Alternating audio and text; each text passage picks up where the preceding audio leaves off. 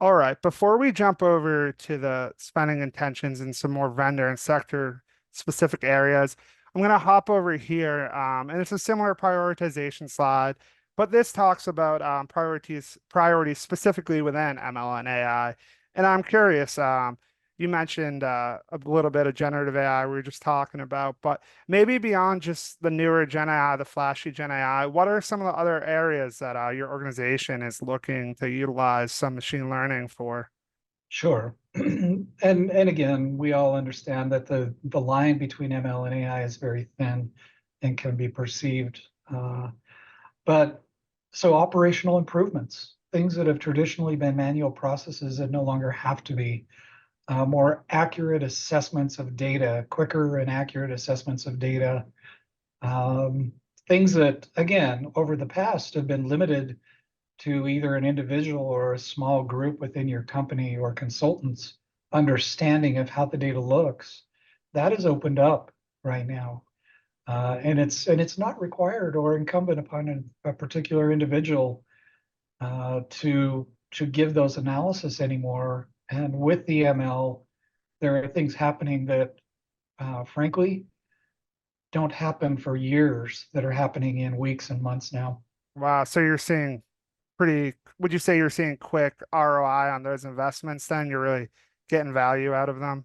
Not only quick ROI, but I would say better overall results because you're leveraging a larger knowledge base than you can possibly have in-house. Definitely. That makes a lot of sense. And while we're here, then I guess I'm going to hop over to our technology spending intention surveys. And then since we're talking about it, might as well kick it off with MLAI. And then I'm curious, maybe you can see over here in the top right, of course, we have Microsoft and we have OpenAI, which was only added about a year ago, but it came Right. in strong and it's staying there. But we also have the public cloud. We have Databricks, Anaconda, some of the other big names. I'm curious maybe if you can discuss some of the vendor partners or at least some names that you've maybe looked at for POC that have worked for you so far. Yeah, sure, of course. IBM Watson was one of the early innovators in the healthcare. Uh, I believe that IBM stumbled a little bit. They tried to do too much too quickly, and the adoption suffered as a result of that because they kind of positioned it as, look, we can replace people, we can be better. Um, the other players, look, Microsoft is a trusted name. It's been there for a while.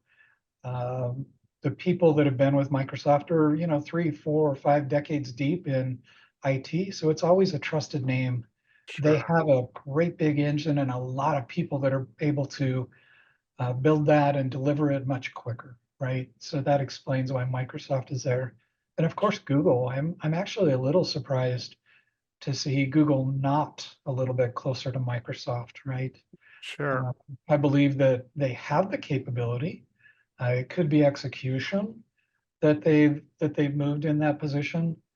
Um, I haven't been watching Google individually, just kind of as a market leader there.